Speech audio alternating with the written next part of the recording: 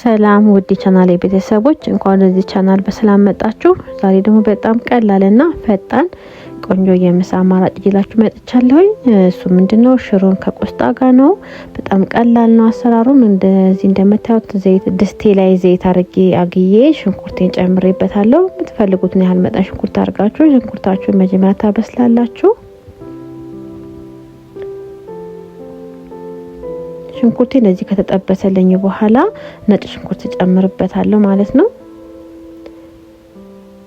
ነጭ ሽንኩርቴን በደንብ አርጌ ከሽንኩርቴ ጋር አጠብሰዋለሁኝ።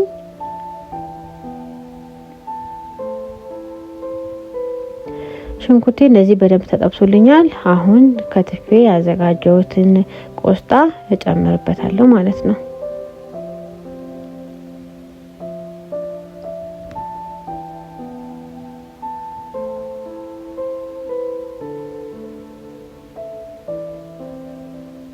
ከዛ በኋላ ቆስጣችሁን በደንብ አርጋችሁ ታማስሉታላችሁ። ከስር ወደ ላይ በደንብ ከሽንኩርታችሁ ጋር ዋዳችሁ እንዲበስል ተተውታላችሁ ማለት ነው። ያ አሁን እንደዚህ ሞልቶ ብታዩትም በኋላ ታች ነው የሚቀረው እና እንደዚህ አርገን ሽንኩርት ቆስጣችንን እንጠብሳለን።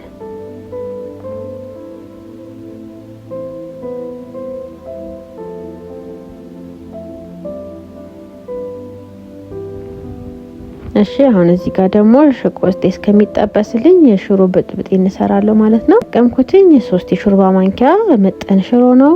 እሱን በጠብጠዋለሁኝ። በደንብ አርጋችሁ ተጓጉልባችሁ አርጋችሁ መበጥበጥ ነው።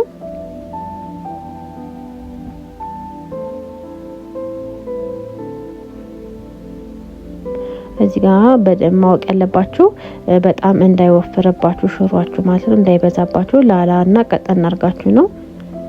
ከዛ በኋላ እዚህ የተጠበሰው ቆስጣችሁ ላይ ተጨምሩትና ታማስሉታላችሁ። ከዛን እንዲበስል ከድነን እንተዋለን። እንደዚህ ከሲንተከተክልን ጨዋችንንና መከለሻችንን ጨማምረን ለትንሽ ደቂቃ ቅመሙና ጨው እስኪዋሃድ እንጠብቀዋለን።